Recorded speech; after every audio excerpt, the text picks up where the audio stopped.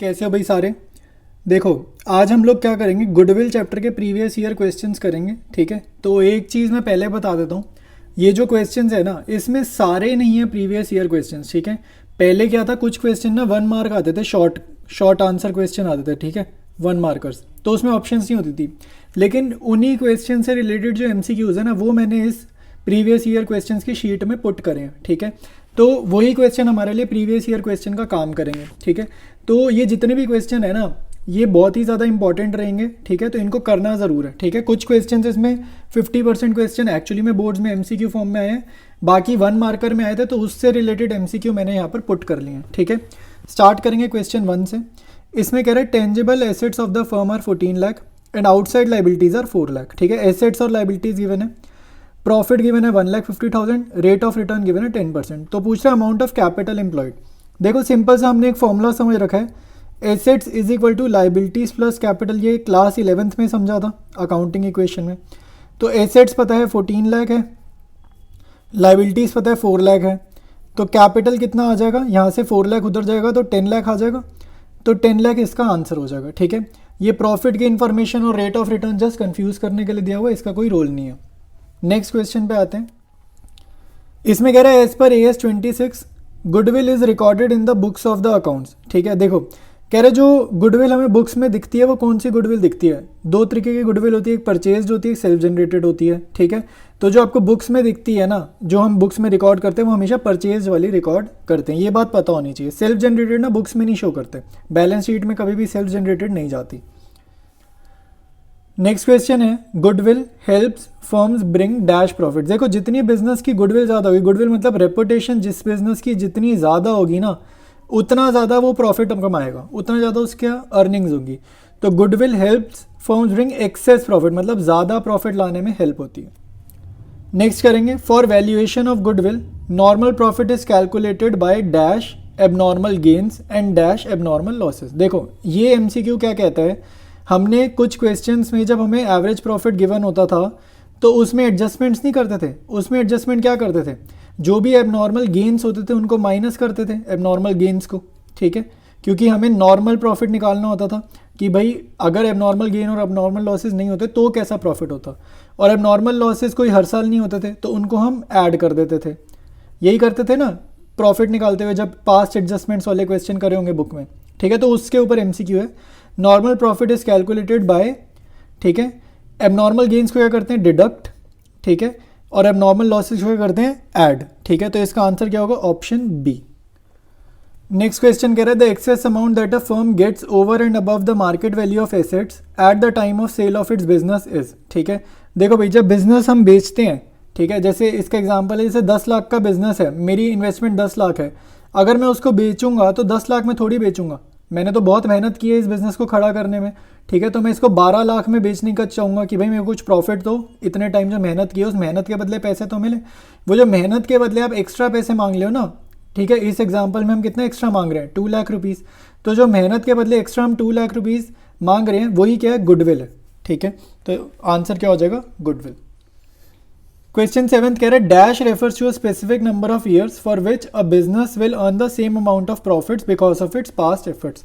देखो ये number of years purchase की डेफिनेशन है। नंबर ऑफ ईयर्स परचेज का मीनिंग यही होता है कि हमारा बिजनेस आने वाले कितने सालों तक उतना ही प्रॉफिट अर्न करेगा। ठीक है, जैसे अगर मान लो मैं आज बिजनेस सेल कर दूं, ठीक है, मैंने बिजनेस करा सेल, तो जो नया बायर है या जो नया ओनर है उसको कितने सालों तक सिमिलर प्रॉफिट्स अर्न होंगे ओनरशिप चेंज होने के बाद। तो ये होता था नंबर ऑफ ईयर्स परचेज की, पास्ट एफर्ट्स का कितना टाइम पीरियड तक, आने वाले कितने टाइम पीरियड तक हमें एडवांटेज मिलेगा। नेक्स्ट है if super profits are zero और negative then goodwill will be. देखो सुपर प्रॉफिट का आपको फॉर्मूला याद होगा, सुपर प्रॉफिट का फॉर्मूला होता था average profit minus normal profit. ठीक है, मैं समझा के करा रहा हूँ, ठीक है, ताकि कोई भी इससे डिफरेंट वैरायटी का भी क्वेश्चन आए ना, टॉपिक यही है तो आपको आना चाहिए। देखो सुपर प्रॉफिट का मतलब होता था average profit minus normal profit, ये फॉर्मूला होता था। एवरेज प्रॉफिट होता था जो फर्म एक्चुअली में अर्न करती है, जो फर्म ने एक्चुअली में खुद अर्न करा है ना, वो एवरेज प्रॉफिट होता था। नॉर्मल प्रॉफिट का मीनिंग होता था कि ऐसे बिजनेस में कोई नया बंदा अगर काम करे तो वो कितना कमा लेगा। ठीक है, तो क्योंकि एवरेज प्रॉफिट हमारा खुद का प्रॉफिट है, मान लो हमने बिजनेस किया, हमने कमाए 12,000, ठीक है, लेकिन कोई नॉर्मल बंदा अगर बिजनेस करेगा, ठीक है, तो वो 12,000 थोड़ी कमा पाएगा। हम ज़्यादा इसलिए कमा रहे हैं क्योंकि हम पुराने टाइम से लगे हुए हैं, ठीक है। तो नॉर्मल बंदा मान लो आया, नया बंदा है, उसने कमाया 10,000, तो हमने उससे कितना एक्स्ट्रा कमाया, 2,000 रुपये, वही सुपर प्रॉफिट होता है, ठीक है। तो क्वेश्चन ये है कि सुपर प्रॉफिट मान लो 0 है। 0 का मतलब है कि आपने अगर 12,000 कमाए और उसने भी अगर 12,000 कमाए, ठीक है, मान लो उसने भी 12,000 कमाए, तो आंसर आएगा 0, ठीक है। तो हमें तो कोई एडवांटेज नहीं है, नया बंदा भी 12,000 कमा गया, हम भी 12,000 कमा रहे हैं, तो गुडविल हमारी मतलब कुछ भी नहीं है, 0 है, ठीक है। और अगर मान लो, ठीक है, मान लो उल्टा कर देते हैं कि हमने कमाए 10,000, ठीक है, और नए बंदे ने आते ही कमा लिए 12,000, तो इसका मतलब है कि हमारी गुडविल सच में नेगेटिव कह सकते हैं, बट नेगेटिव ना आंसर नहीं है, ठीक है। हमारी गुडविल बिल्कुल नहीं, मतलब हमें तो कोई जानता ही नहीं है, ठीक है। नया बंदे को भी लोग हमसे ज़्यादा जानते हैं। तो सुपर प्रॉफिट 0 और नेगेटिव होने का मतलब है कि हमारी गुडविल क्या है, 0 है, नील है।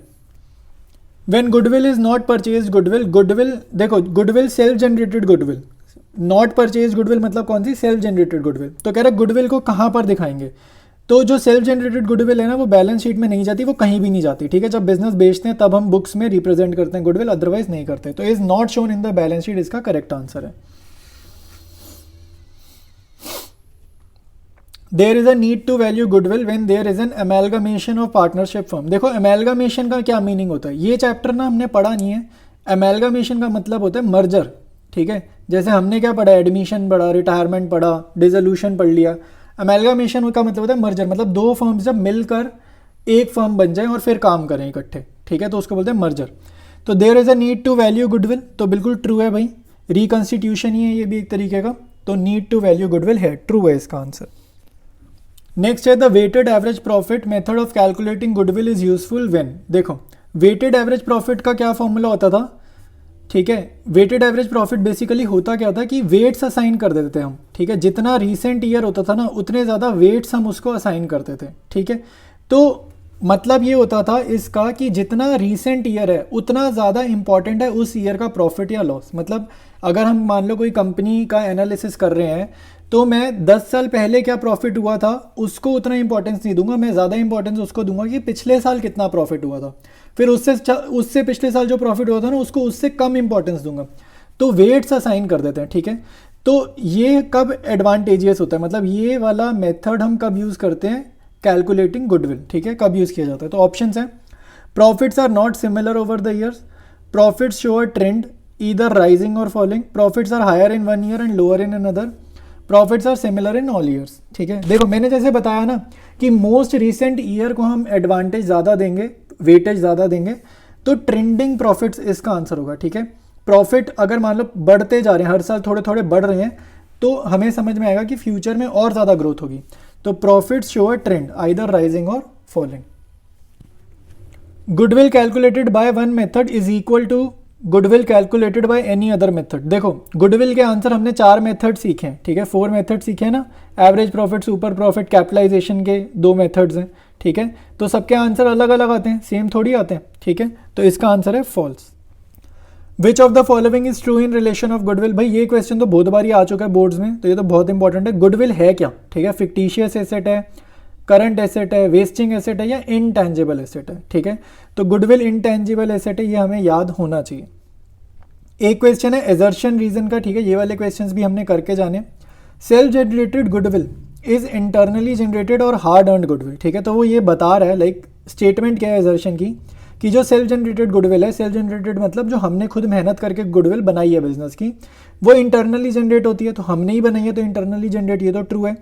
और हार्ड अर्नड गुडविल मतलब बड़ी मेहनत से ये गुडविल बनती है, तो ये एजर्शन तो ठीक है, बिल्कुल ठीक है। एजर्शन स्टेटमेंट में कोई भी फॉल्स स्टेटमेंट नहीं है, बिल्कुल फैक्चुअल है। रीजन कह रहे हैं it arises due to the continued hard work of the organisation its better quality products.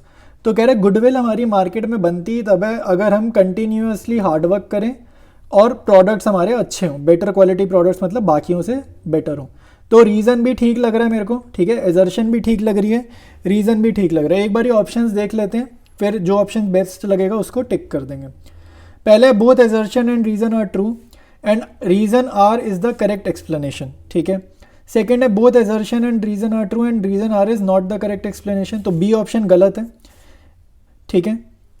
Assertion is true but reason is false, तो रीजन भी ट्रू है, तो सी ऑप्शन भी गलत है।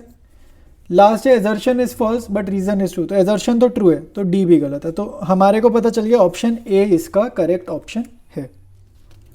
एक और क्वेश्चन करेंगे एजर्शन रीजन का। इसमें कह रहा है an older business is likely to have lesser goodwill. ठीक है, कह रहा है जितना पुराना बिजनेस होगा उतनी कम गुडविल होगी। तो ये बात ना ट्रू नहीं है, ये फॉल्स है। देखो एजर्शन में अगर लिखा होता ना a newer business is likely to have lesser goodwill, तो ये बात को हम क्या कहते हैं, ट्रू कहते थे, अगर न्यूअर नया बिजनेस होता। बट ओल्डर बिजनेस की तो गुडविल उतनी ज़्यादा होगी ना जितना पुराना है, तो एजर्शन ही फॉल्स है। ठीक है, रीज़न बिना पढ़े अगर हमें कोई ऑप्शन मिले जिसमें एजर्शन फॉल्स है तो वो करेक्ट होगा। देखो both A and R true, तो एजर्शन फॉल्स है। Both A and R true, तो ऑप्शन बी भी इसका आंसर नहीं है, ऑप्शन ए भी इसका आंसर नहीं है। ऑप्शन सी कह रहा है ए इज़ ट्रू, ये भी इसका आंसर नहीं है क्योंकि ए इज़ फॉल्स। ठीक है, ए इज़ फॉल्स, तो ऑप्शन डी इसका आंसर हो जाएगा। देखो इस क्वेश्चन का आंसर देखो हमने कितनी जल्दी बता दिया, हमने रीज़न पढ़ा भी नहीं है और हमने इसका आंसर बता दिया। तो आपने भी ऐसे ही करना है, अगर एजर्शन फॉल्स होता है तो बहुत ही फटाफट से जल्दी से आपको उसका करेक्ट आंसर मिल जाएगा। देखो ये प्रीवियस ईयर क्वेश्चंस नहीं है जो अब मैं करवाने वाला हूँ, बट ये बहुत इंपॉर्टेंट क्वेश्चन है इस चैप्टर के। ठीक है, तो इनको ज़रूर करना है। ठीक है, प्रीवियस ईयर नहीं है बट फिर भी आपके पेपर में आ सकते हैं। ठीक है, इंपॉर्टेंट क्वेश्चन है। कह रहा है money value of the reputation of a firm measured in terms of its future earning capacity is known as goodwill. देखो गुडविल की डिफरेंट डेफिनेशंस गिवन है, कोई भी पूछ सकते हैं।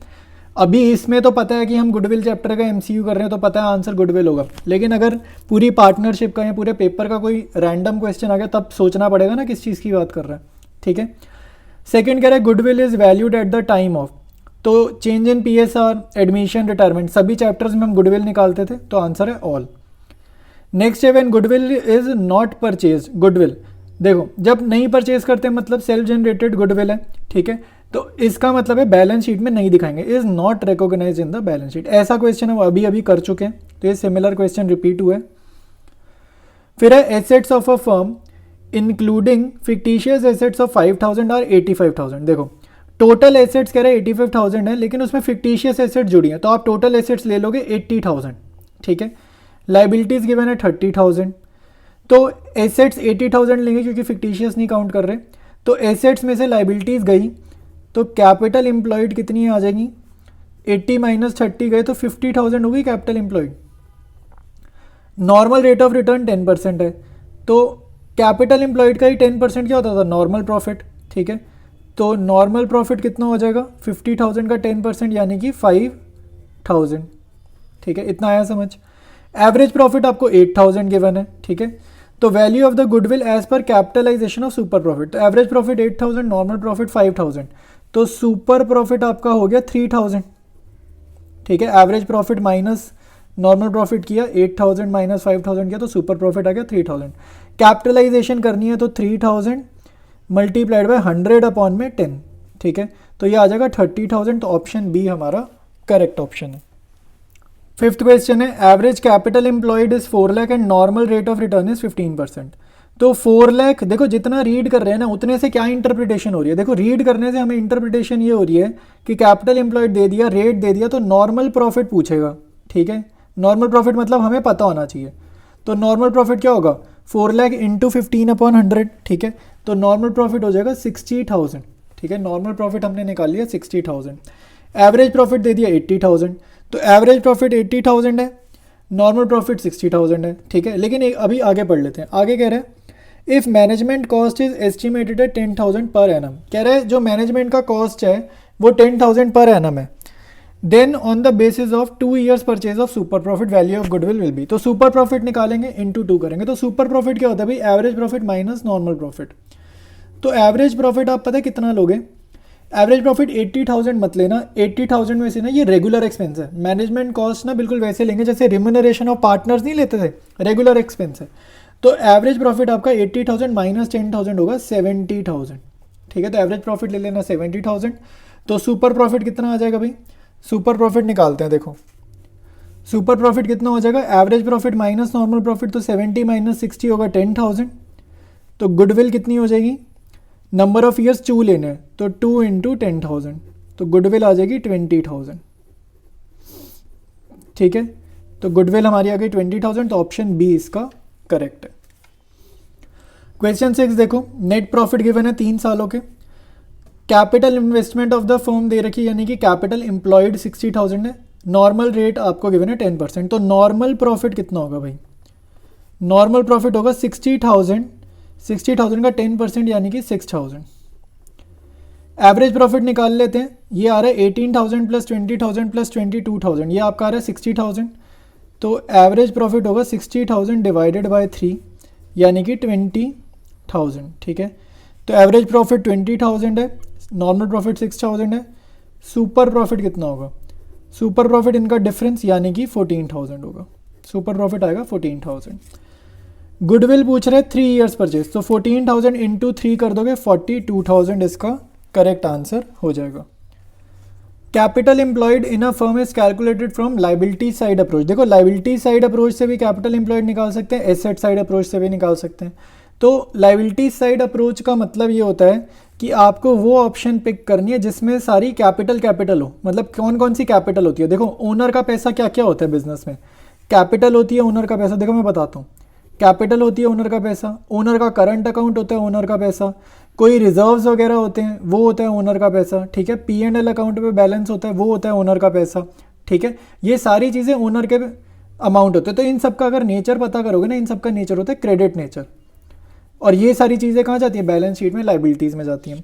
तो कह रहे कैपिटल एम्प्लॉयड निकालो लाइबिलिटी साइड अप्रोच से, मतलब जिन जिन चीज़ों का क्रेडिट बैलेंस है ना, उन चीज़ों को ही आप ऐड करते जाओ, ठीक है। ये वाली ऑप्शन आपको पिक करनी है। देखो तो ऑप्शन डी तो सीधे सीधे रिजेक्ट हो रही है क्योंकि इसमें एसेट्स अप्रोच है, एसेट्स ऑल एसेट्स को यूज़ कर रहा है, कैपिटल्स को यूज़ नहीं कर रहा, ठीक है। तो ऑप्शन डी हमारी वैसे ही रिजेक्ट है। ऑप्शन सी में देखते हैं क्या इशू है। इसमें गिवन है पार्टनर्स कैपिटल, ठीक है, क्रेडिट बैलेंस इन करंट अकाउंट। देखो क्रेडिट बैलेंस होता है ओनर का अपना पैसा, वो तो ऐड होना चाहिए ना, ये माइनस क्यों कर रहा है? ये तो ऐड होना चाहिए क्योंकि पार्टनर का कैपिटल और उसका क्रेडिट बैलेंस कोई भी हो, करंट अकाउंट कैपिटल सब ऐड होता है, तो ये भी गलत है, ठीक है। यहाँ पे ऐड ही नहीं किया हुआ, तो ये यहाँ रीड करते ही गलत है, आगे पढ़ने की ज़रूरत नहीं है, ठीक है। ऑप्शन ए देखते हैं, ऑप्शन आंसर इसका बी है, लेकिन पहले ऑप्शन ए देखते हैं। ऑप्शन ए में भी सेम चीज़ कर रहा है, पार्टनर्स कैपिटल में ना माइनस कर दिया क्रेडिट बैलेंस इन करंट अकाउंट, जैसे रिजर्व्स ऐड किए ठीक किए, प्रॉफिट ऐड किए ठीक किए, लेकिन ये भी तो ऐड ही करना था ना, तो ऑप्शन ए भी गलत है। अब देखो 3 काट दी तो ऑब्वियस सी बात है आंसर हमारा बी हो जाएगा, तो बी भी एक बार रीड कर लेंगे। Partners capital plus credit balances add कर दिए, और डेबिट बैलेंस होता तो माइनस, देखो वो बता रहा है अगर डेबिट होता तो माइनस, उसने मेंशन करा है, प्लस फ्री रिजर्व्स ऐड होते हैं, credit balance of P&L profit and loss account का क्रेडिट बैलेंस प्रॉफिट होता है ऐड होता है, माइनस करी है उसने फिक्टिशियस एसेट्स वगैरह, ठीक है, जैसे फिक्टिशियस एसेट माइनस करी, नॉन ट्रेड इन्वेस्टमेंट हमें पता है माइनस होंगी, गुडविल हमारी जो इन द बुक्स होती है वो भी राइट ऑफ होती है, वो भी माइनस करी है, ठीक है। तो बिल्कुल ठीक है ऑप्शन बी। क्वेश्चन 8 देखेंगे, capital employed in a firm is calculated from asset side approach. देखो एसेट साइड अप्रोच क्या होती है? देखो assets is equal to liabilities plus capital हमने पढ़ा है अकाउंटिंग इक्वेशन में। तो एसेट साइड अप्रोच का मतलब है कैपिटल निकालो, लेकिन क्या करोगे? एसेट्स माइनस लाइबिलिटीज करके कैपिटल निकालनी, मतलब ये चीज़ करनी है, तो उसको बोलते हैं एसेट साइड अप्रोच। मतलब जिसमें एसेट्स का ज़्यादा यूज़ होता है, लाइबिलिटीज माइनस करते हैं तो कैपिटल आ जाती है, ठीक है। लाइबिलिटी साइड अप्रोच में तो लेफ्ट राइट साइड जो आपको दिख रही है ना, उसी में ही क्या क्या चीज़ें इंक्लूड होती है, उन्हीं सबको हम डायरेक्टली ऐड कर रहे थे, ठीक है। इसमें देखो ऑप्शन ए कह रहा है ऑल एसेट्स, तो ठीक है ऑल एसेट्स ले ली इसने, उसमें से वो गुडविल, नॉन ट्रेड इन्वेस्टमेंट्स और फिक्टिशियस एसेट्स नहीं ले रहा, इन एसेट्स को वो नहीं ले रहा, ये भी ठीक है। Minus long term outside liabilities, तो माइनस लाइबिलिटीज़ भी कर रहा है, तो कहीं ना कहीं ऑप्शन है थोड़ा थोड़ा ठीक है, गलत नहीं है, ठीक है। अभी देखते हैं कि ऑप्शन है आंसर है कि नहीं है, अभी वो चेक करेंगे, ठीक है। वैसे आधा ठीक है, आधा मतलब गलत है, इनकम्प्लीट है बेसिकली ना, इनकम्प्लीट है। तो इससे बेटर अगर ऑप्शन मिल गई तो ऑप्शन ए को आंसर नहीं मानेंगे। ऑप्शन बी कह रहा है ऑल एसेट्स, सही कह रहा है, ऑल एसेट्स लेनी है, माइनस करी इन सारी एसेट्स को, माइनस क्रेडिट बैलेंस इन करंट अकाउंट। देखो पार्टनर के अकाउंट यूज़ ही नहीं करने, ये पार्टनर का अकाउंट की यूज़ कर रहे हैं क्योंकि पार्टनर का अकाउंट यूज़ ही नहीं करना, उसको राइट में रखना है, ठीक है। ऑप्शन बी तो पक्का गलत है। ऑप्शन सी कह रहे हैं पार्टनर्स कैपिटल अकाउंट माइनस, ये तो भाई लाइबिलिटी साइड अप्रोच पे शुरू हो गया, ठीक है, तो ये भी नहीं सही, कैपिटल वगैरह को तो यूज़ ही नहीं करना है, एसेट्स और लाइबिलिटीज़ को यूज़ करना है। ऑप्शन डी कह रहा है ऑल एसेट्स, कौन सी एसेट्स नहीं लेनी उसमें से, गुडविल नहीं लेना, नॉन ट्रेड इन्वेस्टमेंट नहीं लेना, फिक्टिशियस एसेट्स नहीं लेना, माइनस डेबिट बैलेंस इन P&L, माइनस डेबिट बैलेंस इन current accounts, minus all outside liabilities. देखो भाई इसने क्या करा है, इसने करंट अकाउंट तो ले लिया, ठीक है, लेकिन ये वाला ना ऑप्शन ए से ज़्यादा बेटर ऑप्शन है, ठीक है, क्योंकि यहाँ पर ऑप्शन ए में क्या दिक्कत थी, माइनस खाली लॉन्ग टर्म आउटसाइड लाइबिलिटीज़ लिख रहा था, लेकिन हमें तो शॉर्ट टर्म भी माइनस करनी है, आउटसाइड लाइबिलिटीज़ शॉर्ट टर्म भी तो करेंगे, करंट लाइबिलिटी भी तो माइनस करेंगे। यहाँ पर इसने ऑल आउटसाइड लाइबिलिटीज़ ले ली है, ठीक है, डेबिट बैलेंस ऑफ P&L भी ली है, ठीक है, ये भी ठीक किया है, करंट अकाउंट उसने एक्स्ट्रा ले लिया बट ये भी चल जाएगा, ठीक है। तो ऑप्शन ए और ऑप्शन डी में ना ज़्यादा अप्रोप्रिएट ऑप्शन ऑप्शन डी है, ठीक है। तो इसका आंसर क्या हो जाएगा, डी हो जाएगा। लास्ट क्वेश्चन करेंगे, ठीक है, इस वीडियो का लास्ट क्वेश्चन है, in valuation of goodwill average profit is determined considering, ठीक है। तो ऑप्शन देखते हैं कि एवरेज प्रॉफिट कैसे निकालते हैं। तो actual business profit for each year लेते हैं, पहली ऑप्शन ये है। सेकेंड है actual business profit for each year adjusting it for abnormal profits and losses if any. तो ऑप्शन बी काफ़ी ठीक लग रहा है, लेकिन बाकी दोनों ऑप्शन भी पढ़ेंगे। Actual business profits for each year adjusting it for abnormal losses if any, actual business profit for each year adjusting it for abnormal profits if any. देखो हम लोगों ने एबनॉर्मल प्रॉफिट हो चाहे एबनॉर्मल लॉस हो, दोनों एडजस्ट करने हैं, ठीक है। तो इसका आंसर क्या है, ऑप्शन बी इसका आंसर हो जाएगा। इस वीडियो में इतना ही करेंगे, बाकी कंटिन्यू करेंगे हम लोग नेक्स्ट वीडियो से, ठीक है। कोई भी सजेशन है, कोई भी डाउट है, आप नीचे कमेंट्स में लिखो, ठीक है, मैं उसका रिप्लाई आपको ज़रूर करूँगा।